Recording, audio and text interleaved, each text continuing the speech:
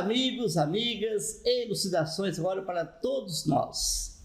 Hoje nós vamos até a cidade de Araguari, Minas Gerais, Triângulo Mineiro, cidade maravilhosa, cidade sorriso. Hoje nós vamos falar com o professor Públio Carício de Paula. Ele já teve várias participações aqui nas elucidações e hoje, mais uma vez, trazer para nós uma mensagem maravilhosa. Atenção para o tema: contribuição do Espiritismo na atualidade. Tema importante, vamos trabalhar esse tema.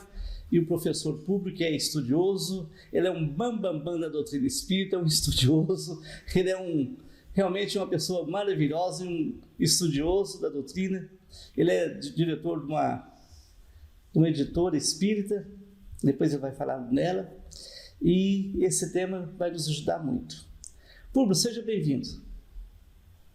Olá, Mauro, queridos amigos aí da técnica, das elucidações espíritas e a todos os nossos amigos que nos ouvem e assistem nesse momento. É um prazer, Mauro, poder me trocar aqui com você nesse esforço de tantos anos. Você se dedicado trabalhador na divulgação da doutrina e também nas diversas outras atividades. Públio, você levanta aí para nós uns 10 minutos falando da contribuição do Espiritismo na atualidade. Depois a gente começa a fazer pergunta para você, tá bom? Olá, Mauro. Olá, meus amigos da técnica e toda a audiência do programa Elucidações Espíritas. É um prazer para mim retornar aqui a esta emissora, a este programa. Mauro, que é um dedicado trabalhador da doutrina espírita, da divulgação do espiritismo, tanto quanto do trabalho também na cidade de Uberlândia, onde ele é incansável. É um prazer para nós. O Mauro nos pede para falar a respeito da contribuição da doutrina espírita para a atualidade. Para dizer a verdade, o espiritismo é uma doutrina que caminha a toa. Em qualquer momento que nós buscarmos as suas páginas e buscarmos a codificação, as obras fundamentais que foram organizadas por Allan Kardec do ensino dos Espíritos, nós vamos ver o quanto que o conjunto de informações, de revelações que os Espíritos trouxeram ali, estão atualíssimos para a nossa realidade, para as nossas necessidades do dia a dia. Nós podemos elencar na própria colocação do codificador e dos Espíritos superiores, cima e contido, que o objetivo principal da doutrina espírita é a renovação social da humanidade, ou seja, fazer uma transformação de base, partindo de dentro para fora. É claro que aí, nesse sentido, e a doutrina contribui eficientemente nessa direção, nós precisamos estar atentos. Nós precisamos estar conscientes do que somos, de onde viemos, para onde vamos, porque estamos na Terra. Qual é a razão da dor? Porque é esse estado de consciência plena que a doutrina espírita ou o ensino dos Espíritos nos oferece, esclarecendo-nos a respeito de todas as principais perguntas milenares, das quais a própria ciência e as religiões muitas vezes não conseguem reter respostas concludentes a respeito desses temas de julgamentos. É assim que a doutrina espírita vem nos posicionar como espíritos encarnados, que somos convidados no proscênio da encarnação, no proscênio da vida material, nós fazermos trabalho de autoeducação e também contribuir com a melhoria do meio onde nós vivemos. Mauro, aqui nos bastidores, enquanto a gente falava, a gente comentava sobre o tema, ele chegou a mencionar que fora da caridade não há salvação. E esta é uma máxima eminentemente espírita, porque estabelece a base da salvação no exercício do amor, no exercício da atenção que nós dispensamos ao meio onde vivemos, aonde somos chamados a contribuir diretamente. Às vezes alguém pode dizer assim: mas qual é a minha missão? Essa pergunta é uma pergunta corriqueira. Muitas vezes nós queremos associar a palavra missão a verdadeiro pouco de abnegação, como os de Madre Teresa de Calcutá, Chico Xavier, Paulo Franco, Martin Luther King e outros espíritos denotados que tiveram realmente um papel praticamente internacional no exercício da sua humanidade. Mas nós estamos aqui no nosso colóquio, Elucidações, querendo tratar da nossa missão na estatura de cada um de nós. É claro que no exercício do nosso cristianismo, no exercício da nossa caridade, no exercício da nossa cidadania, nós podemos galgar degraus que talvez nos levem a determinados destaques, mas está inserido no ensinamento de Jesus. Porque quando Jesus pediu para nós brilharmos na nossa luz, ele continua o ensinamento dizendo para que as nossas boas obras sejam vistas diante dos homens e seja glorificada a paz. É claro que não é para glorificar a gente. Aí, na nossa missão, qual é a minha missão? A primeira coisa para nós descobrirmos isso é olhar quais são as nossas habilidades. Onde Deus me colocou? Com quais ferramentas Deus me apropriou? Quais são os dons que eu possuo? Com a licença dos nossos amigos, eu, por exemplo, sou uma pessoa que nasci em uma família muito envolvida com o setor cultural e com o setor educacional. Desde a minha infância, eu vejo festas de teatro, eu ouço músicas com ênfase na música erudita, eu vejo livros, leio livros, vejo publicação de livros. Então, bem jovenzinho, o Mauro, inclusive, disse que nós temos uma editora. Então, desde jovenzinho, eu abri uma gráfica. E aí, com todo entusiasmo, publicar livros, mensagens. E também passei a fazer a nossa pequena indústria tipográfica. Isso lá nos idos de 1983. Passei a fazer disso a minha profissão. Então, logo, em 84, nós abrimos a tipografia comercial. E aí, a partir desse trabalho, eu pude contribuir com a divulgação da doutrina espírita, sempre espírita de terço. Também tínhamos atividades sociais, sempre tivemos até hoje. Enfim, eu me formei com uma licenciatura de português em lei, dei aulas por 10 anos de espanhol, também sou habilidade. Então, nós perguntamos onde que nós podemos contribuir, qual é a minha missão.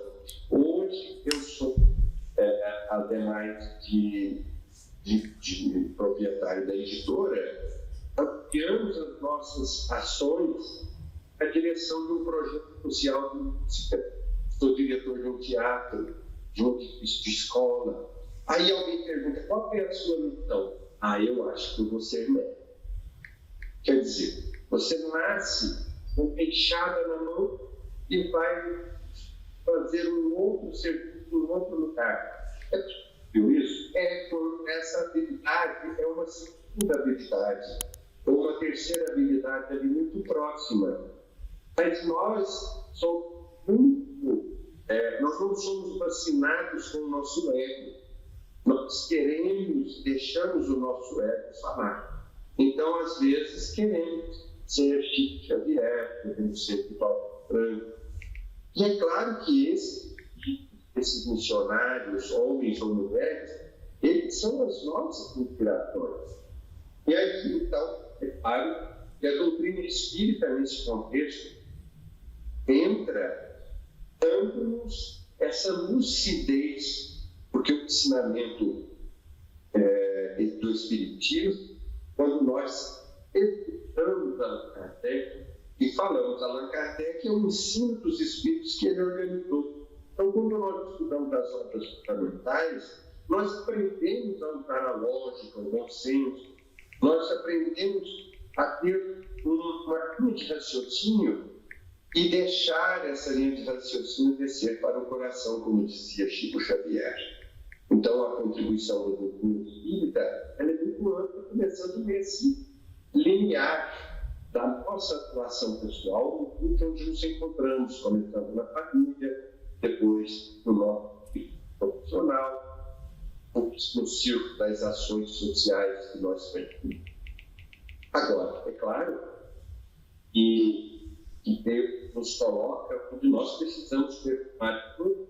Então, ao exercer a nossa cidadania, ao darmos ação às nossas atividades, nós vamos desempenhar papéis na sociedade. E aí, nesse meio onde nós vivemos, nós precisamos ter uma postura transformadora, não coercitiva, não julgadora, não uma postura de sensor enérgico no sentido pejorativo que a palavra possa ter. Nós precisamos cuidar, porque se por um lado as obras fundamentais e o estudo de Allan Kardec nos ajudam a raciocinar, Jesus vem junto como sendo a porta que nós atravessamos, fornecendo esse raciocínio que pode ser muitas vezes muito fluido. Então, o espírito, ele não é gelado, insensível, sobretudo quando se trata da passagem de familiares nossos ou de eventos que são verdadeiramente criminosos ou comoventes, que acontecem não só na nossa nação, não só na nossa cidade, mas que nós testemunhamos ou presencialmente ou através da gente. Então, a medida veio para nos posicionar face à sociedade, a fim de que nós possamos exercer a nossa cidadania, e utilizando-nos da capacidade intelectual, nós vivemos a nossa capacidade moral. Paulo, é interessante o tema contribuição da doutrina espírita na atualidade. Mas quando você fala, o que a doutrina espírita pode contribuir? O espírita tem que ser uma pessoa bondosa, generosa, é aquele espírita que contribui no momento, no trânsito, de não agredir seu semelhante. É através dos bons exemplos que a doutrina espírita e o espiritismo pode contribuir, porque a gente estudou e entende que devemos só amar e nunca agredir, e só perdoar, é isso que você quer dizer? Na verdade, você quer que eu troque isso em miúdos? Quando eu disse que nós temos que exercer a nossa cidadania, eu estou dizendo que nós temos que ser um espírito atuante em todos os ângulos da nossa atuação social. Inclusive, eu entendo que muito no movimento espírita nós interpretamos que nós precisamos fazer a caridade, o trabalho social, né, baseado na instituição espírita. Muitas instituições espíritas possuem trabalhos institucionais, não é? Como lares de crianças, enfim, temos muitas atividades. Você mesmo é um grande incentivador da caridade, do amor para com aquelas pessoas com enfermidades ou com necessidades de tratamento mental. Hoje você me informa que está indo bastante na direção do idoso. Enfim, existe todo esse trabalho, que é um trabalho institucionalizado. Mas como cidadãos, nós temos que colocar em prática o nosso conhecimento, seja nesse comportamento moral, na tolerância, na paciência, no dia a dia, que ocupar esse espaço dentro da nossa sociedade.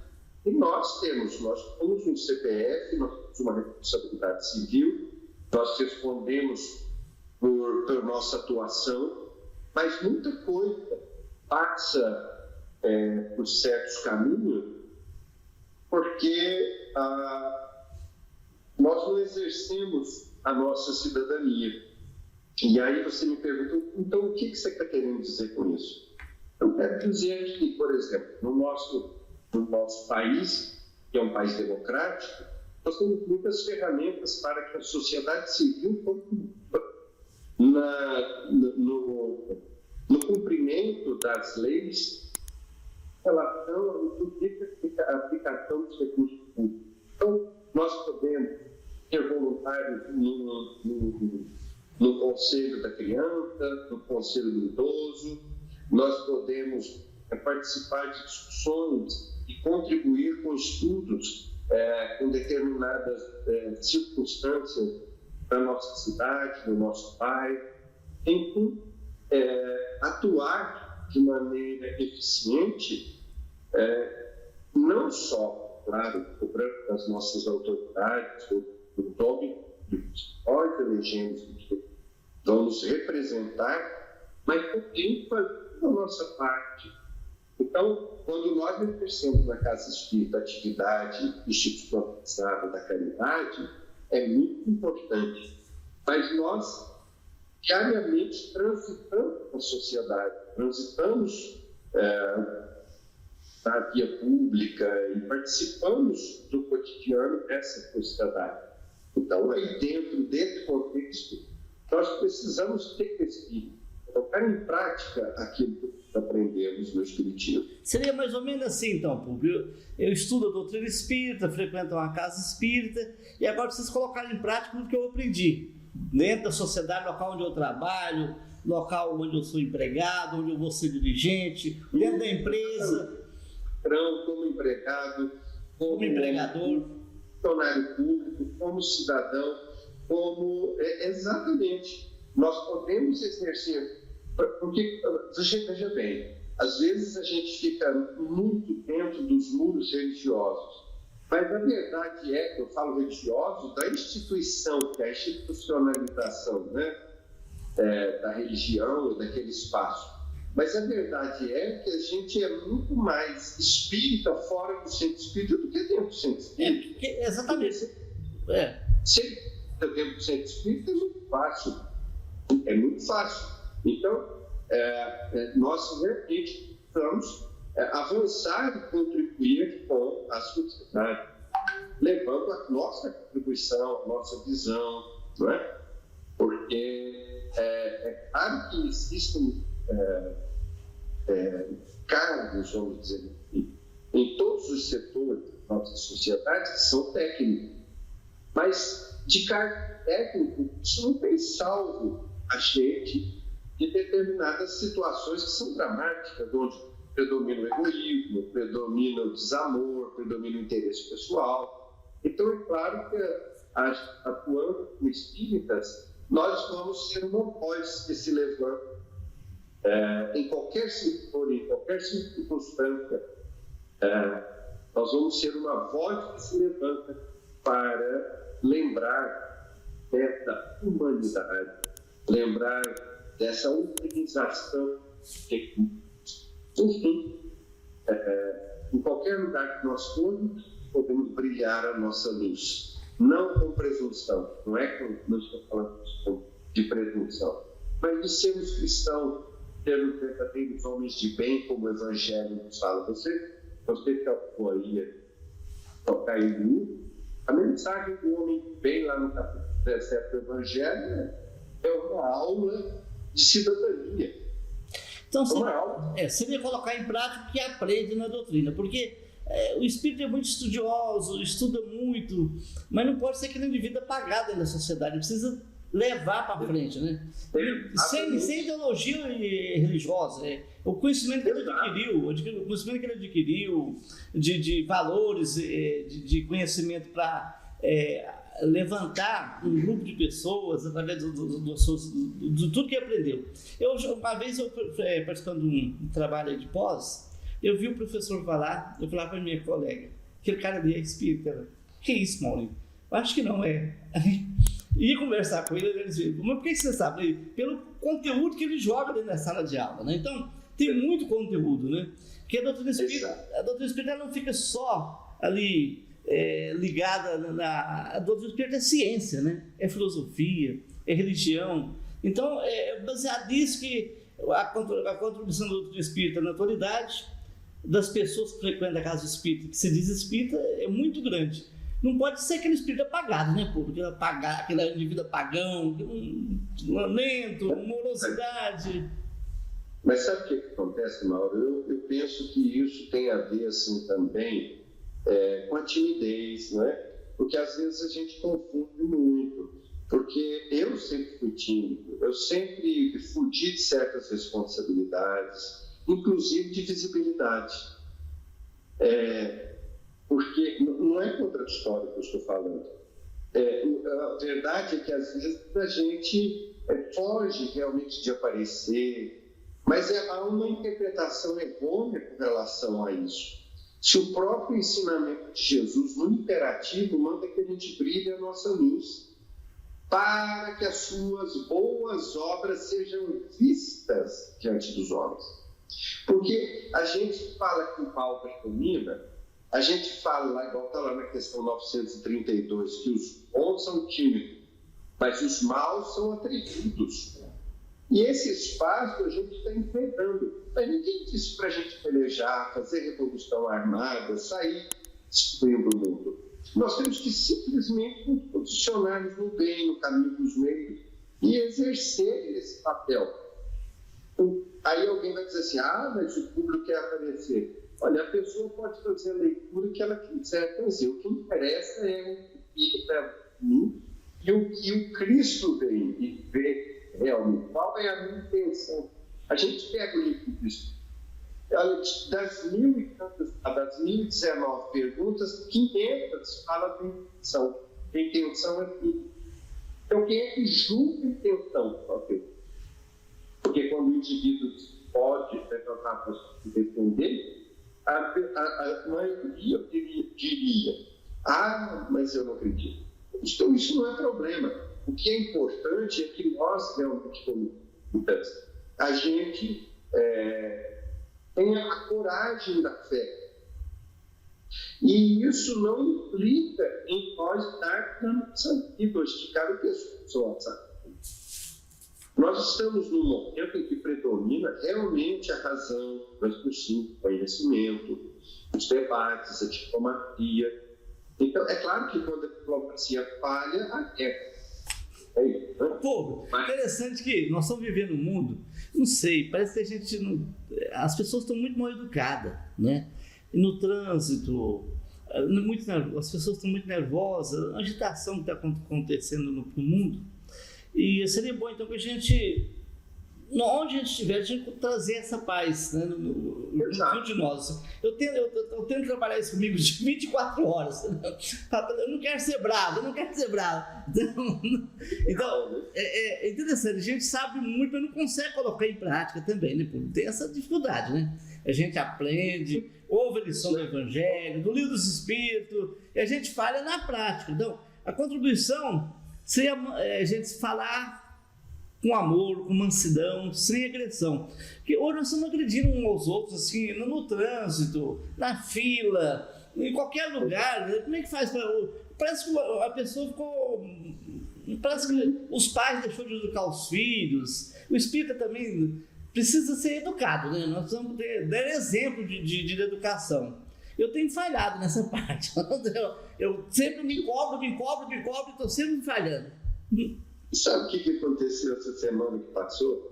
Nós recebemos a visita de uma autoridade aqui de Araguari, lá no projeto do violoncelo. E as crianças estavam lá tocando com a autoridade emocionada e tal. Aí ela pegou a palavra, na hora que os meninos pararam de tocar para ela, e ela virou e falou assim: nossa, mas vocês devem viver aqui numa paz e tal. E o público, essa calma. Para ela, eu falei assim: menino, você está enganado. Você está enganada. Eu sou bravo, mas eu faço isso com amor, de verdade. Porque não é menino, nós temos lá 16 crianças. Menino, eu fico pensando numa escola de 300, menina, pelo amor de Deus. Então, não é que você vai falar: amor, meu filho, meu irmão, mas não pensa, né? Então, assim, equilibrar energia e amor é um exercício. Nós estamos na escola, a gente não pode ficar frustrado, sabe? A gente tem que ter consciência. Você fala: eu não consegui. Vai conseguir, vai tentando, não para. O que acontece é que a grande maioria dos espíritas, olha, está terrível. Ele fala assim: não dá, vou largar para outra encarnação. Isso é o cúmulo do absurdo. Isso é o cúmulo do absurdo. Falar que vai largar para outra encarnação, vai cair lá no planeta, não sei aonde. Porque a gente está todo mundo. Eu estou careca aqui, eu só tapei. A gente é careca de saber que está na transição. É careca de saber que eles vão ser convidados a sair daqui. Aqueles que não passarem na linha de corte. Nós não sabemos onde a falta linha de corte para tirar os espíritos. Na próxima existência. O Paulo não dá. Aí Paulo de Tarso fala assim: de espíritas são os trabalhadores da última hora. Olha, mas são os trabalhadores. A maioria está falando: não, eu quero descansar e tem direito. Mas os trabalhadores da última hora chegaram na última hora e nem falou que foi às 5 horas, 5h15, 5h20, 15 para 6. Que hora que termina a última hora? Nós não sabemos. Então, é hora da gente arregaçar as mangas e não pensar nisso. Mas é claro, aí vem o bom senso, aí tem o equilíbrio. A gente também tem que pensar se a nossa saúde é assim, é assada. Nós temos muitos defeitos, temos compromissos. Então, é claro, nós temos que estar operosos do bem. E repetir a lição, Paulo. Por que é que não repete a lição, Paulo? Então não fica frustrado na hora que você publica no trânsito. Na realidade, a contribuição seria a gente estar passando para o nosso semelhante sem cobrar, né? Através dos atos nossos, do dia a dia. Exato. Porque você vai conversar com uma pessoa, ela é tão educada, aí você fala: nossa, mas que educação, que comprometimento com o trabalho. E eu acho que o espírita tem que ter comprometimento com o trabalho, onde ele estiver, né? Se ele é um balconista, se ele é um técnico de enfermagem, se ele é um professor, tem que ter o comprometimento e transmitir tudo que ele já aprendeu ali para as pessoas. É uma contribuição que a doutrina realmente tem a fazer, né? O espírito do século XXI, o que você me fala do espírito do século XXI? É aquele é mais moderno? Século XXI, eu vou Allan Kardec na mensagem do Homem de Bem. Aqui não estão reunidas todas as qualidades, mas aquele que se esforça por adquiri-las, no caminho está aquelas outras. O espírita, o verdadeiro espírita, é aquele que se esforça por dominar as suas más inclinações. É aquele que todos os dias procura ser melhor do que ontem e amanhã melhor do que hoje. É só isso, é processo educativo. Nós estamos matriculados na escola. Nós somos educandos e educadores. Na verdade, ser espírito não quer dizer que ele é santo. É aquele que trabalha para dominar as suas más inclinações. Se alguém achar que eu estou prestando, está lentamente enganado. É verdade. Ele é bonitinho, faz trabalho lá. Deus sabe as capotas que eu estou aqui dentro. É verdade. Então, assim, essa pandemia passou no público. A gente precisava... Como é que está o retorno das casas espíritas? Estão muito lenta? Como é que... Olha, é bem isso, né? Acho que é o que nós estamos dizendo, né? Eu tenho o direito de descansar, eu agora já colaborei muito. Olha, aqui em Araguari, eu não sei nem o que mas aqui em Araguari, ou foi para a pandemia e ainda não voltou. A pandemia não acabou. Tem algum lugar. E retornar ao trabalho é mais difícil que começar, né? Eu acho. Mas aí eu te digo, você viu que no começo no bastidor a gente falou, eu te falei assim, que nós começamos a estudar na pandemia as obras fundamentais do Espiritismo.